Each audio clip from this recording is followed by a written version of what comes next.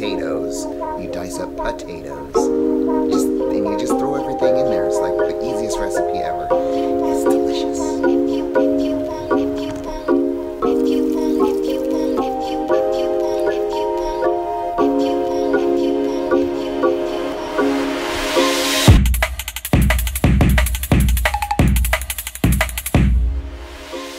Hey guys, welcome back to the channel. Thank you so much for visiting. My name is Darin Nakakihara, and I'm a 4th grade teacher in Southern California.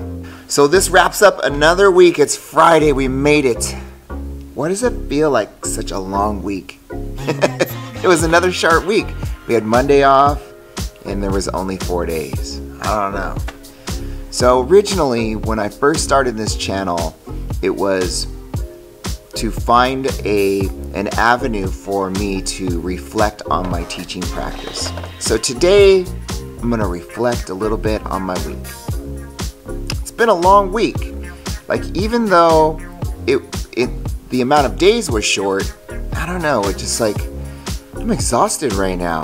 Like, emotionally just exhausted.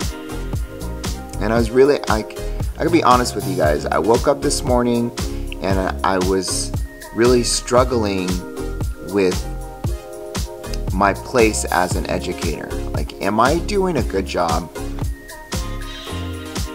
Do you guys ever get like that? Do you ever wonder, like, am I doing good by these kids, by these parents, by my co-workers? Am I being a good person? I don't know if it's just me, or if you guys, like, is it just me? Or do you guys think about these things too? It's like some self-doubt has crept into my life right now, and I'm just wondering, like, I hope I'm doing a good job. I hope I'm doing right by my kids, and I hope that, the parents can appreciate the hard work that I do. And I hope my coworkers, I hope I'm a good coworker too. Okay, so I just wanted to reflect on my week a little bit. We had a fun week of learning this week. This week we did some moment writing. I'm hoping to tell you about that. Hopefully I make a vlog about that. I shot a bunch of footage. Really, this is, we had to focus in on some literacy standards for Danielle because she had to write some papers. She had to write a paper based on a series of lessons about literacy. So we chose a standard about writing narratives, and there was 4 substandards that we covered consecutively on Tuesday, Wednesday, Thursday. And today they're gonna complete their final drafts in Book Creator. And I don't know if you guys have ever used Book Creator, but it's a way for these kids to put together a book from the stories that they've written. And I think they're going to really enjoy that. On Wednesday and Thursday, I had the opportunity to teach at the University of California at Irvine in their education department. I got to teach an arts integration into social studies lesson, and they have 2 cohorts, cohort A and cohort B. And I started with B, which was really cool because that was Melanie's cohort, my first student teacher from last semester. And then yesterday, my current student teacher is in cohort A, and I got to teach them last night. And man, that was really, really fun. Those girls, there's only 2 guys in the credential program for multiple subjects, and that's a whole nother story. I made this video with CJ and Kyle Thane and some other gentlemen just about that subject too. Like, how can we get more men into teaching? And for me specifically in multiple subject elementary school teaching, how do we get more men in there? Because these children need that. Not saying that there's anything wrong with that female influence, but children need both sides, right? They need a male influence as well. So there you go, that's my soapbox. Okay, so I had a chance to teach them last night and the night before, and I helped somebody get prepared for an interview for a teaching position, and I'm always, gosh, it feels like I'm always, I'm always doing stuff for people.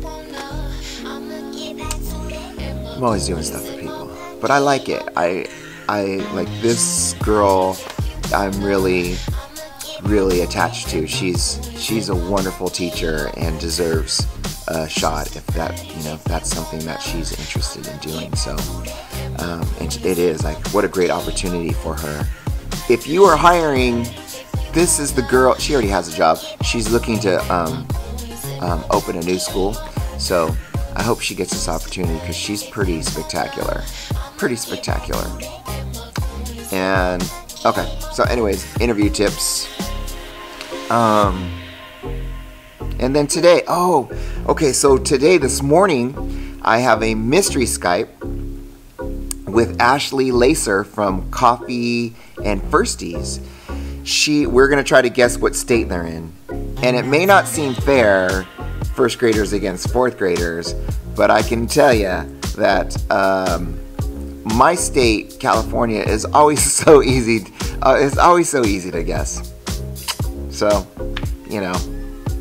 it is what it is. We are jumping off into this endeavor together. We're going to be collaborating on this virtual little buddies project. And, I met her through YouTube and Instagram. She's just awesome. I cannot wait to get this thing started today. So be on the lookout for some of that. All right, bye.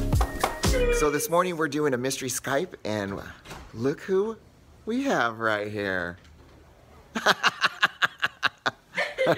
Okay, so my class is gonna try to guess what state her class is in, and should be pretty fun. Okay. It is, guys. Look who it is. A teacher. This is Connor, and he's gonna ask his first question. What's your question, Connor? Are you north of Tennessee? I don't have the sheet for ready to guess, but I think we're ready to guess. Say okay. Are you ready, Penelope? All right.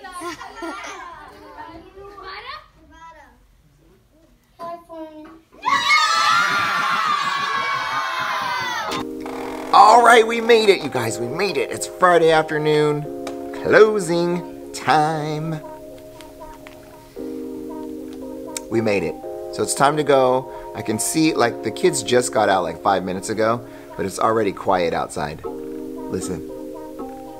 They're all gone already.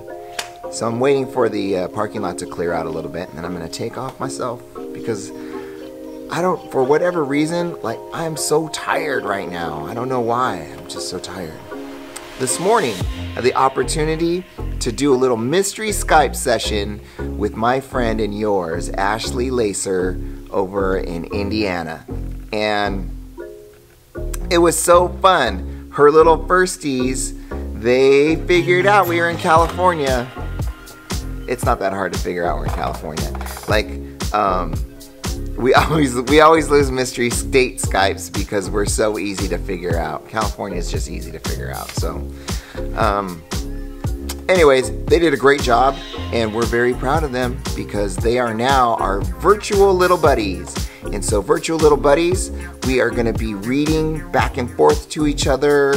We're going to be asking questions about the stuff that our little first grade buddies are reading, and we're going to work on fluency, and we're going to just make friends with each other. So it's going to be a good time. I can't wait to jump into that. We started off with an introductory flip grid, and I think all my kids got on there and introduced themselves. And sometime next week, Ashlee's going to have her kids jump in there and do a little introduction and replying as well. So it should be pretty fun. Should be pretty fun, and it'll be kind of cool to see how this whole virtual little buddy thing works out, huh? I think you guys should pair up with somebody too. All right, next week, at this point the Friday before next week. I don't have any huge plans, no the moment or fluency hip-hop lessons planned right now, but who knows, I might get inspired over the weekend and come up with something pretty cool. But right now, it's pretty wide open. I don't know. Okay, let's do a couple shout-outs, shall we? Let's open this phone up. You know, I wanted to do some Instagram shout-outs. Not that these people need shout-outs because they're huge channels, but I like, there's just some channels that I love. First of all, we got to give love. Again, she was on my YouTube, Beginner 101, who you should follow on YouTube right away, Christina Costa. We're showing some love to Christina Costa on Instagram. So go find her, Teach Like a Girl, Christina Costa. Also, my good friend Megan Forbes over at Too Cool for Middle School. Listen, if you guys want content, her story is like consistently like 20 stories long. So that could keep you busy all day long. Just turn it on autoplay and like hang out with Megan. So I'm gonna get out of here right now. Thank you so much for hanging out with me this week. It was kind of a weird week. We had Monday off this week, Monday off last week, so 2 short weeks in a row.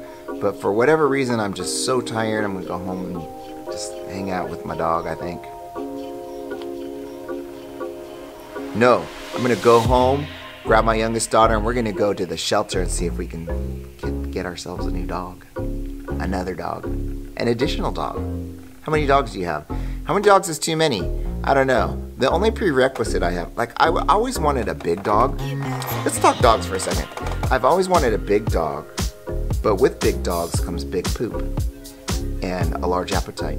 So, I don't know if a big dog is in the works for us. Also, I have a little doggy door that's really a cat door, but don't tell him. It's a cat door. But he's small enough to fit through this thing. So if I could get another dog that fit through the doggy door and I wouldn't have to cut the door anymore, that would be optimal for me, really. I just have to say, I don't want to cut that door anymore. 2 doors, actually. I cut the door to the garage and then the garage door that leads out. I had to cut that too. Pain to me. But it works because now he gets to go outside whenever he wants. Think of the freedom of that little dog has. And I think, like, he just had a birthday this week. Happy birthday, Ollie. Think how happy he will be when he has a little friend to snuggle with all day and play with. Right? Yes. Okay, so I'm out of here, guys. Thanks so much for watching. I will see you next week. Have a great day.